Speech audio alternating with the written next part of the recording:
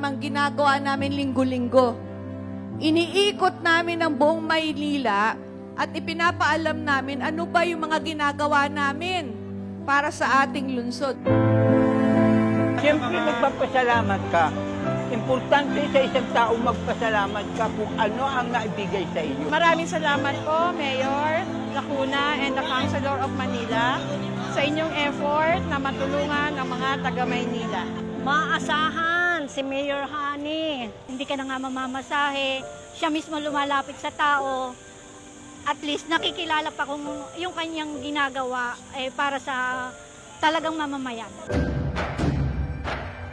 Sana po nakatulong kami na bigyan kayo ng mga importanteng impormasyon nang sa gayon naman po ay maramdaman ninyo ang tunay na kalinga ng inyong pamahalaan.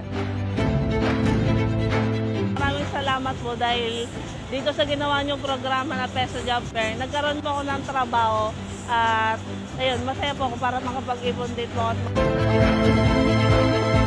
Makakasiguro kayo na habang narito po kami ni Vice Mayor Yul Servonieto, 10 po ng aming mga kasamahan, Congressman Erwin Tieng at ang amin pong mga kasamahang konsihal, makakasiguro po kayo ng isang tapat at malinis na paglilingkod. Maraming salamat!